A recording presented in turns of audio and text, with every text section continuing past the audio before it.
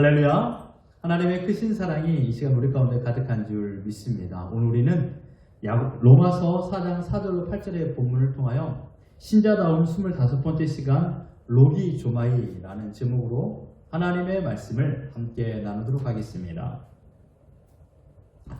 여러분, 세상 사람들은 모두가 진리를 추구합니다. 진리. 무엇이 진리인가? 무엇이 정답인가? 이것이죠. 여러분, 직장 생활이나 가정 생활에 정답이 있을까요? 우리의 가정과 여러분들의 가정과 정답이 다를 수는 있습니다. 그렇죠? 내가 자녀를 교육하는 방식과 다른 부모님이 자녀를 교육하는 방식 또한 다릅니다. 그래서 이 진리 싸움이 이 현대의 가장 큰 문제입니다. 누가 옳으냐? 이것입니다. 정치도 그렇지 않습니까? 경제 논리도 그렇습니다. 무엇이 옳은가? 그런데 여러분, 기독교에서 말하는 진리는 과연 무엇일까요? 기독교에서 말하는 진리. 믿음 생활을 한마디로 표현한다면 우리는 어떻게 진리다라고 말할 수 있을까요? 여러분, 기독교만이 가지고 있는 아주 독특한 단어가 있습니다. 물론 세상 사람들도 이 단어를 많이 사용하기도 해요. 그러나 정확한 진리로 이 의미를 사용하지 못합니다. 다른 게 아니라 바로 은혜라는 단어입니다. 은혜. 그래서 우리 가정들에도 보면 은혜라는 이름이 참으로 많이 있잖아요. 은혜. 하나님께서 내게 주신 구원을 여러분 어떻게 설명할 수 있습니까? 하나님께서 나에게 예수 그리스도를 보내주셨다라는 이 사실을 무엇으로 표현할 수 있을까요? 내가 구원받은 것. 이것이 바로 하나님의 은혜라는 것입니다. 아무것도 한 것이 없는데 하나님께서 거저 여겨주시는 것. 이것이 바로 은혜라는 것이죠. 이 신칭이 이 믿음으로 말미암아 구원 얻었다라는 것은 이것은 하나님께서 나에게만 베풀어 주신 은혜입니다. 구원은 우리의 노력으로 얻어낼 수 있는 것이 아닙니다. 지난주에도 말씀드렸지만 아브라함은 결코 자신의 행위로 구원을 받지 못했다라고 말했습니다. 아브라함은요, 오직 하나님을 믿음으로 구원을 받았다라고 성경에서 증거하고 있습니다. 그리고 오늘 우리가 읽은 본문에서 또 한 가지 구원을 받는 이신칭의 방법에 대하여 말씀하고 있습니다. 두 번째, 세 번째 방법이라는 게 아니라 이신칭이 가운데 왜 믿음으로만 구원을 받는가라는 그 증명을 사도 바울이 하고 있다는 것이죠. 인간의 노력으로 구원을 얻을 수 없는 증거, 이것을 말하고 있습니다. 심지어 죄를 씻는 행위로 구원을 얻을 수가 없습니다. 죄를 씻는 행위. 7절과 8절을 우리 같이 한번 읽어보겠습니다. 시작. 불법이 사함을 받고 죄가 가려짐을 받는 사람들은 복이 있고 주께서 그 죄를 인정하지 아니하실 사람은 복이 있도다. 참 말을 꼬아놓은 것 같아요. 좀 어렵게 느껴져요. 뭐가 복이 있고 뭐가 복이 없냐? 회개, 불법. 회개하는 것이 복이 있고 회개 안 하는 것이 복이 있냐? 라는 말처럼 느껴져요. 그런데 그게 아닙니다. 자신의 죄를 깨끗이 씻고 하나님 앞에 나아가면 하나님께서 나를 의인으로 인정해 주시겠다, 이런 말이 아니라는 거예요. 이해되셨어요? 내가 깨끗이 죄를 씻고 하나님께 나가니까 하나님께서 그래, 너는 죄를 깨끗이 씻었으니까 너는 의인이다 라는 것이 아니라는 말이에요. 하나님 편에서 모든 죄를 눈 감아 주시겠다라는 말이에요. 하나님 편에서 모든 죄, 우리의 죄를 눈 감아 주시겠다라는 뜻입니다. 하나님 편에서 일방적으로 우리들의 죄를 눈 감아 주시겠다라고 7절에서 말하고 있습니다. 이것이 은혜입니다. 대부분의 종교는 어떻습니까, 여러분? 인간의 행동을 요구합니다. 그것도 쉬운 행동이 아니라 매우 고달프고 어려운 행동, 그래서 고행이라고 말하죠. 고행을 요구합니다.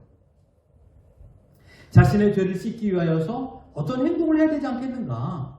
라고 생각하는 것입니다. 대표적인 예로 인도 사람들을 생각해 보십시오. 인도인들. 인도 사람들이 신성시하는 강이 있습니다. 겐지스 강입니다. 가보셨나요? 저는 사진으로만 봤습니다. 하늘의 물이 시바의 머리를 타고 땅으로 흘러내려서 큰 물줄기를 이루었는데, 그래서 그것이 겐지스 강이라고 말하고 있습니다. 그래서 이 겐지스 강을 성스러운 강 또는 어머니의 강, 생명의 강이라고 말하고 있습니다. 많은 인도인들은요, 이 겐지스 강에서 목욕을 하면, 샤워를 하면 자신의 죄가 씻겨진다라고 생각합니다. 특별히 인도의 7대 성지 가운데 가장 신성시한 곳으로 여기는 바라나시라는 곳이 있답니다. 이 바라나시에서 회개 목욕을 하는 것이 가장 큰 특효가 있답니다. 물줄기가 긴데 바라나시가 있는 그곳에서 특별히 목욕을 하면 더 효과가 있다고 생각해서 사람들이 그곳에 가는 것을 최고의 인생 목표라고 말한다고 합니다. 바라나시에 유명한 곳이 또 있습니다. 자신이 목욕을 하면 깨끗해진다고 생각하기 때문에 자신의 가족이 죽으면 그곳에서 화형, 그러니까 하나의 장례 절차를 치르면 이 영혼이 가장 좋은 극락에 가는 것이 아닌가라고 생각하여 유명한 화장터가 있답니다. 사람이 죽어서 그곳에서 화장을 하고 시체를 띄워버리고 또한 그 남은 죄를 뿌립니다. 그리고 그 밑에서는 목욕을 합니다. 얼마나 위생적으로 더러운 곳이냐고요. 과연 겐지스 강에서 목욕을 하면 그 사람들의 죄가 씻겨질까요? 지금 바울이 말한 7절과 8절은요, 시편 32편의 말씀을, 다윗이 고백한 말씀을 바울이 인용한 것입니다. 시편 32편은요, 대표적인 다윗의 회개입니다. 다윗이 커다란 죄를 범하였습니다. 무엇입니까? 밧세바를 범한 것입니다. 음란한 죄를 범하였습니다. 다윗 자신은 자신이 지은 죄로 괴로워하였습니다. 그 내용을 여러분 집에 가서 보십시오. 하루 종일 씨름을 하고요, 잠을 이루지 못할 정도로의 고통이었고, 잠을 자지 못하고 씨름하니 몸이 말라가고 여름날 가뭄처럼 강물이 삐쩍삐쩍 말아가는 것처럼 내 몸이 말라간다라고 고백하고 있습니다. 하루하루가 심한 고통이었습니다. 자신이 범한 죄로 인하여서 그는 갈기갈기 찢어지는 마음을 가지고 있었습니다. 그리고 가슴을 치고 그는 회개하였던 것입니다. 그런데 이러한 고통을 느끼다가 다윗이 한 가지의 위대한 진리를 깨달은 것이에요. 아하, 내가 아무리 죄를 씻으려고 물속에 들어간다 한들, 내가 죄를 씻으려고 황소를 잡아 하나님께 피를 드린다 한들 나의 노력으로는 죄를 씻을 수가 없구나라는 것을 깨닫게 되었습니다. 내 죄는 하나님께서 눈 감아 주셔야만이 용서를 받을 수 있는 거구나. 내가 아무리 노력을 한다 한들 용서받지 못하는구나. 하나님께서 내 죄를 눈 감아 주시면 내가 용서받는 것이다 라는 것을 깨닫게 되었습니다.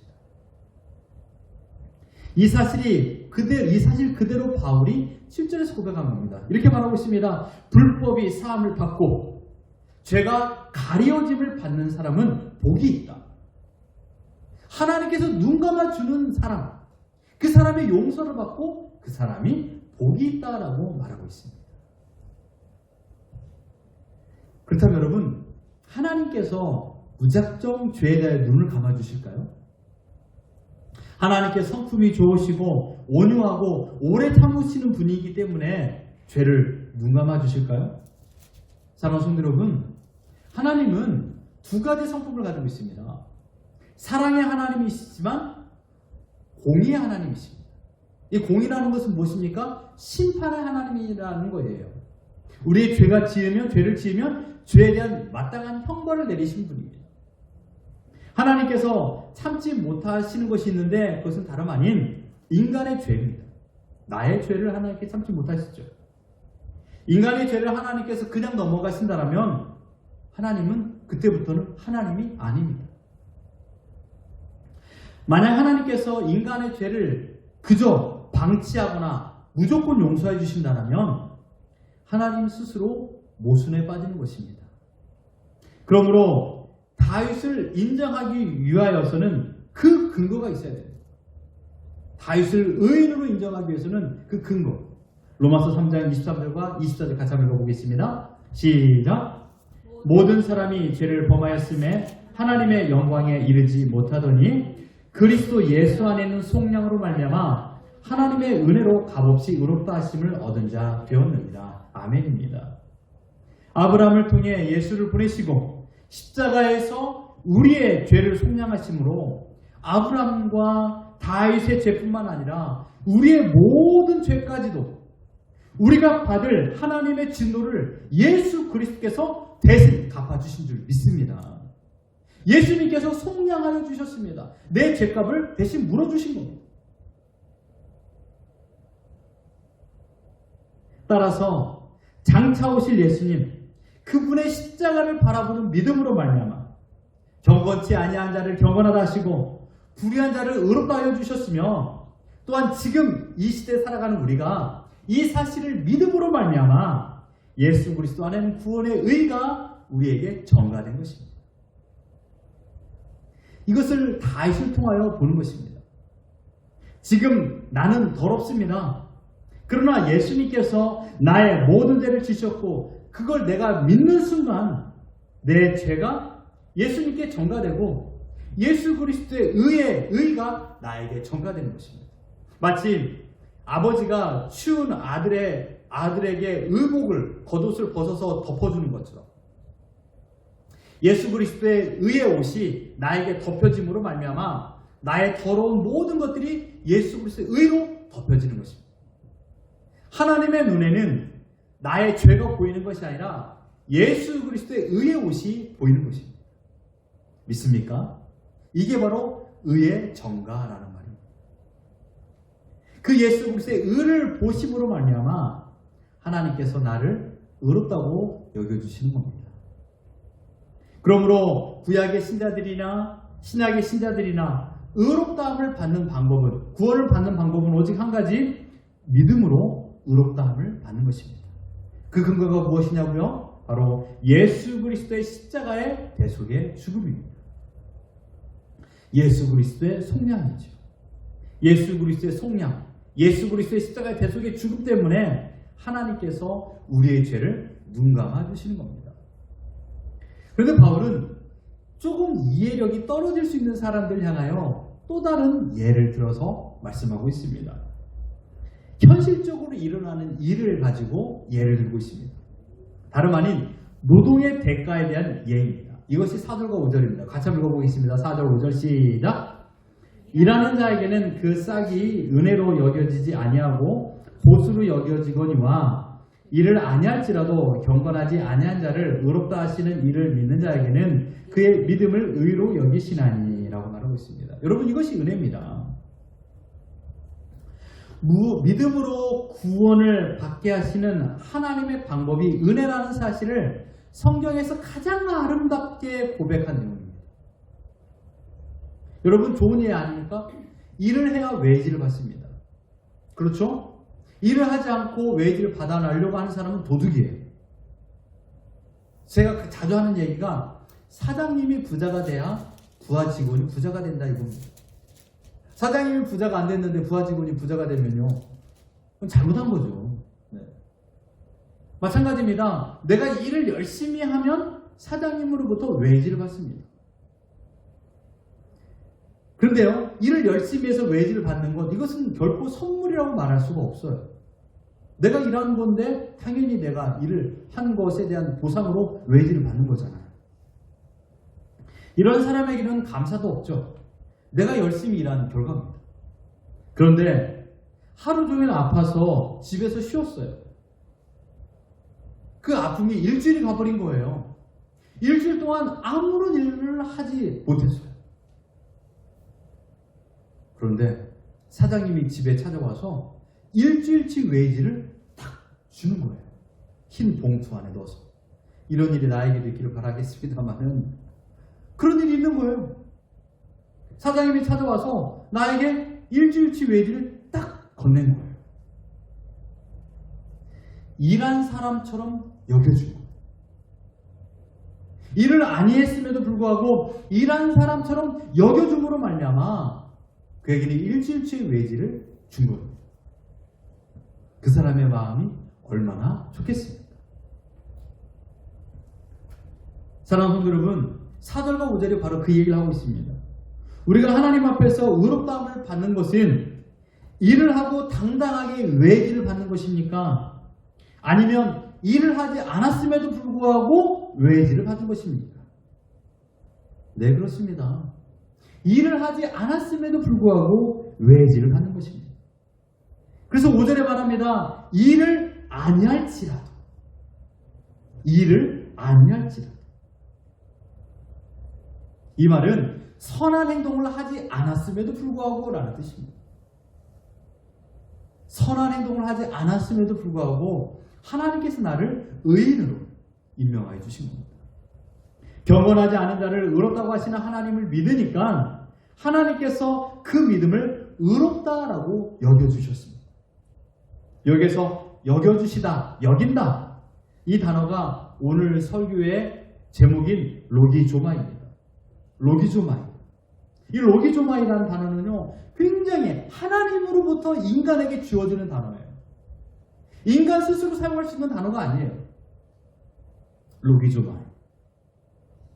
이 단어는요, 세마다, 간주하다, 여기다. 영어로는 카운트입니다. 인정한다. 숫자를 세는데 너는 이쪽으로 와. 너는 저쪽으로 가. 라고 하는 그 주관자라고 말하는 그게 바로 세마다, 로기조마이예요. 그리고 셈을 해서 이쪽에 10명을 내 곁에 데려왔어요. 그리고 너는 내 편이야. 내 편으로 여기는 것입니다. 마치 사장님의 통장에 있는 그 돈이 나에게로 트랜스퍼하는 것과 마찬가지입니다. 나는 무일푼이에요. 돈이 하나도 없어요. 그런데 은행으로 트랜스퍼해서 내 통장에 입금이 되는 것과 마찬가지입니다. 로마서 4장에서 무려 10번이나 이 로기조마이, 이 단어를 반복하여 사용하고 있습니다.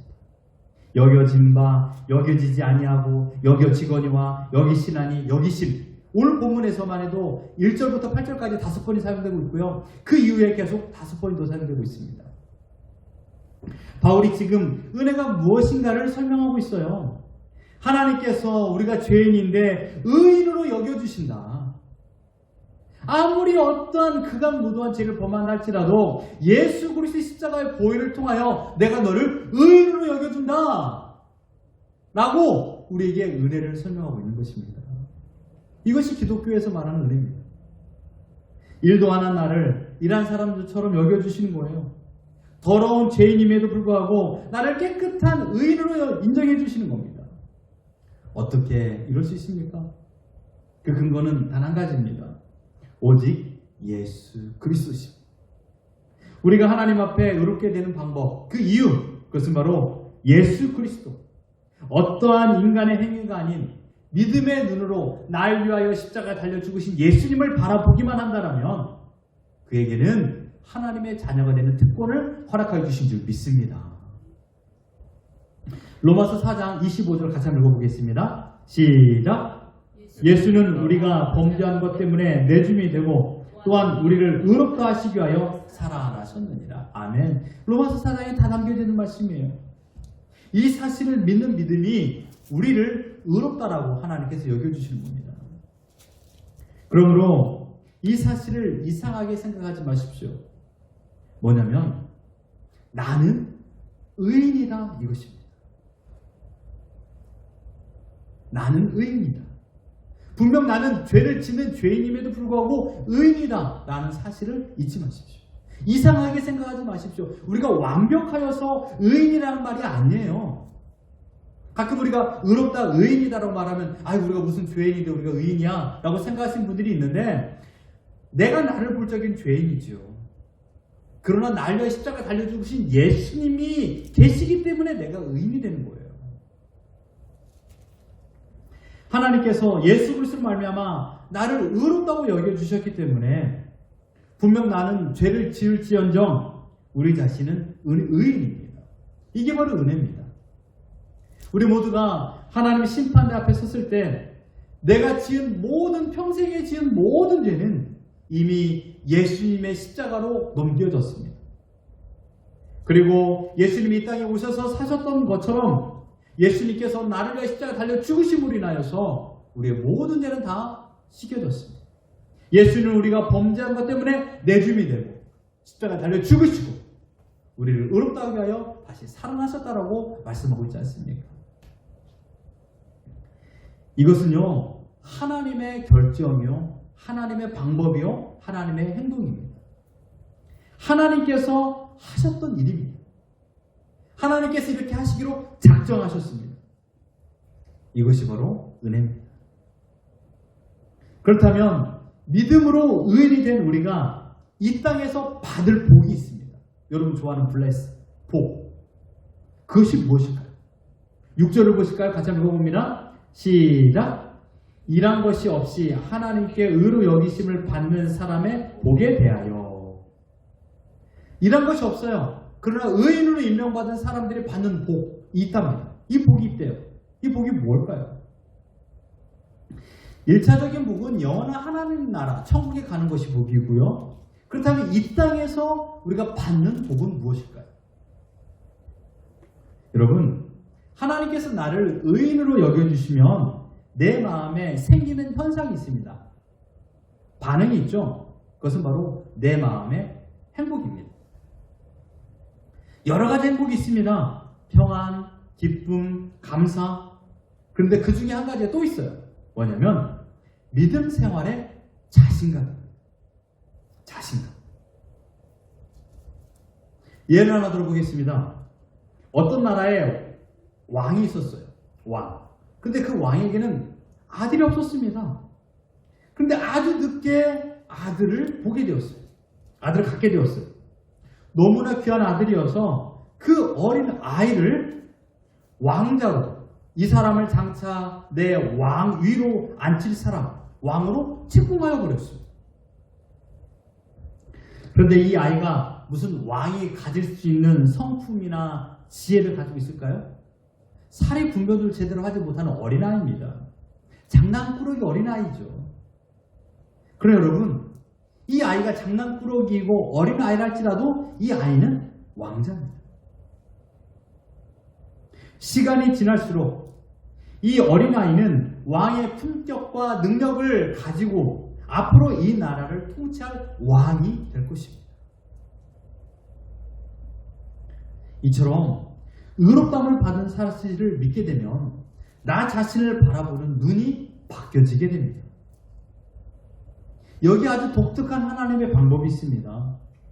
하나님, 우리가 예수님을 믿는 그 순간 우리를 의인, 너는 내 아들, 너는 천국에 들어갈 존재라고 임명하신다는 거예요. 마치 내 안에 하나님의 그 DNA가 가득하게 한 것처럼, 앞으로 내가 왕이 될 것처럼 하나님께서 나를 의인으로 임명해 버리신다는 거예요. 아무리 내 옆사람이나 내 가족이나 내 식구가 당신이 무슨 의인이야 라고 말할지언정 하나님은 예수 그리스도 나의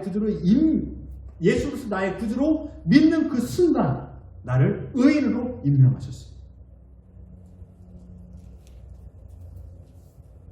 나는 아무것도 하지 않고 아직도 바보 멍청이처럼 살고 있고 죄 가운데 살고 있지만 내가 어떻게 의인이 될 수 있어? 라고 생각하지만 그러나 하나님은 나를 의인으로 임명하셨습니다. 우리 안에는 하나님의 피, 왕가의 피가 흐르고 있다는 것입니다. 우리는 하나님의 자녀라는 놀라운 그리스도의 보혈이 가득합니다. 아직 우리는 경건하지도 않습니다. 매일 죄를 범하며 살고 있습니다. 그러나 결국 우리는 성령으로 말미암아 성화의 과정을 통하여 점점점 하나님의 성품을 닮아갈 것이고 그 이후에 끝내 천국에 입성함으로 말미암아 완전 성화를 경험하게 될 것입니다. 지금 하나님께서는 이렇게 말하고 있습니다. 너는 의로워. 세상 사람들이 너가 죄인이라고 손가락질을 했다 할지라도 너를 죄인이라고 명할 수 있는 사람은 아무도 없어. 왜냐하면 내가 너를 의롭다고 명했기 때문이야 라고 말하고 있습니다. 너가 지금은 연약하여 죄를 범한할지라도 너는 내 아들이고 천국을 소유하게 될 너는 내가 선포한 의인이야 라고 하나님께서 우리에게 말씀하고 있습니다. 이것이 은혜입니다. 이 법을 깰 수 있는 사람은, 하나님의 법을 바꿀 수 있는 사람은 단 한 사람도 없습니다. 여러분, 우리 어렸을 적에 불렀던 찬양 있습니까? 왕 나는 왕자다. 하나님 나라의 나는 왕자다. 여러분, 이것은요 창세전에 세우신 하나님의 계획입니다. 얼마나 아름다운 가사입니까? 항상 왕자처럼 살아갈 수 있도록 하나님께서 우리를 지켜주신다라고 약속하여 주셨습니다. 하나님께서 나를 하나님의 자녀 삼아 주셨습니다. 하나님께서 나를 의인으로 여겨주셨습니다. 하나님께서 나를 천국 백성으로 여겨주셨습니다. 이것이 은혜입니다. 때로는 죄를 지고 때로는 넘어져도 우리 자신이 누군가를 기억하셔야만 합니다. 그리고 자신의 죄를 회개하고 다시금 하나님의 백성으로 살아가도록 하나님께서 이끄심에 순종하십시오. 저는 이번 주에 일을 하면서 참 많이 회개했습니다. 왜 이렇게 죄가 많이 생각이 많이 나던지, 어렸을 적에 지은 죄부터 막 너무나도 많은 죄가 떠올라가지고 아주 너무나도 하나님 앞에 부끄러웠습니다. 하지만 그 부끄러움이 나를 더욱더 의롭게, 그 부끄러움이 나를 더욱더 정결하게 만들어 주었습니다. 내가 이런 부분 잘못했구나. 하나님께 회개하고 다시금 바로 서는 그런 시간을 가졌던 것입니다. 여러분, 자신의 신분이 죄인이라고 생각하면요, 그래 나는 죄인이야. 그렇기 때문에 나는 별 수 없이 죄를 지을 수밖에 없는 존재야. 나는 죄 앞에 연약한 존재야. 나는 별 수 없어 라고 생각하며 죄의 종로를 하게 됩니다. 여러분, 이런 사람에게는요 신앙의 자신감이 없어요. 신앙의 자신감이 없다고요. 믿음의 자신감이 없어요. 믿음이 주는 능력을 경험하지 못하고 살아가는 거예요. 하나님이 주신 믿음의 능력을 경험하고 살아가는 것은 다른 게 아니에요. 자신감이에요. 내가 하나님의 자녀라는 자신감, 내가 무엇을 할 수 있다는 자신감이 아니라, 나는 두려움이 없어라는 자신감이 아니라, 나는 하나님의 자녀라는 자신감. 이 자신감이 나를 더욱더 거룩하게 만들고 내가 더욱더 이 세상에서 죄를 범하지 않도록 이끌어 주시는 겁니다. 기억하십시오. 나는 누굽니까? 나는 하나님의 백성입니다. 나는 누굽니까? 나는 천국의 백성입니다. 나는 누굽니까? 하나님 나라의 왕자요, 하나님 나라의 공주입니다. 여러분의 정체성을 아시겠습니까? 나는 하나님의 은혜를 받아 구원에 이른 하나님의 백성입니다.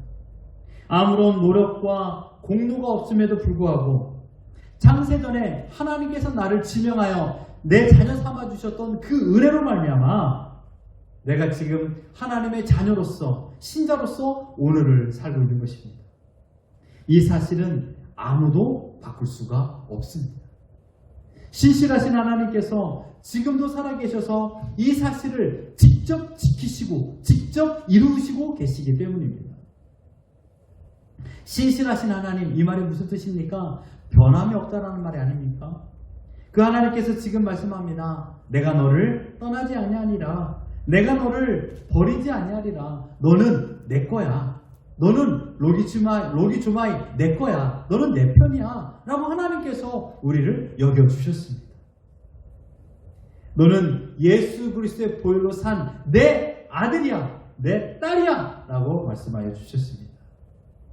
사랑하는 성도 여러분, 이 사실을 믿을 때 우리는 비로소 이 땅에서 진정한 신자만이 누리는 행복, 자신감을 가지고 오늘을 살아갈 수 있는 것입니다. 현실이 부닥치는 파도가 어떠한다 할지라도, 경제적인 어려움과 건강의 어려움과 관계의 어려움이 나를 위협한다 할지라도 바뀌지 않는 진리가 있습니다. 그것은 바로 우리가 하나님의 자녀라는 사실인 줄 믿습니다. 이 믿음은 바뀌지 않습니다. 이 사실은 바뀌지가 않습니다. 이 사실을 가지고 주님이 주셨던 환경 가운데 자신감을 가지고 오늘을 살아가는 우리 모두가 되기를 예수 그리스도 이름으로 축원합니다.